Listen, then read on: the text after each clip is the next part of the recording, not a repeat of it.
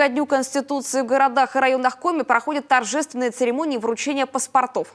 25 юных жителей республики получили их из рук главы региона. Это победители и призеры соревнований, кадеты, волонтеры, активисты движения первых, отличники и хорошисты. За этими подростками будущее республики и страны.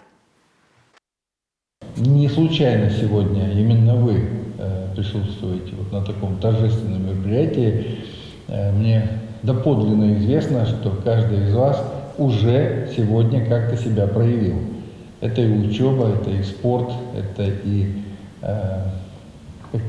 занятия танцами, пением, рисованием. То есть то, чем сегодня действительно вы проявили себя и доказали, что вы сегодня лучшие среди лучших.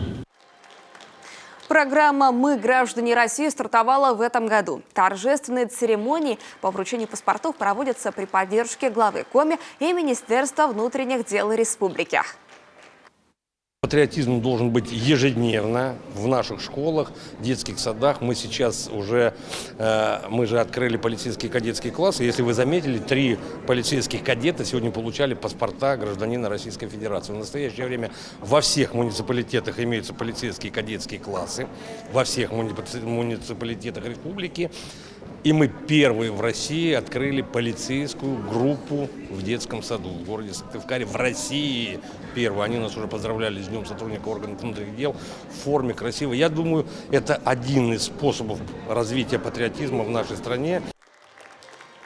В рамках программы движения первых «Мы, граждане России» более 100 ребят по всей республике получат главный документ. Торжественные вручения проходят по всей стране. Свои первые паспорта получат свыше 150 тысяч подростков во всех 89 регионах России.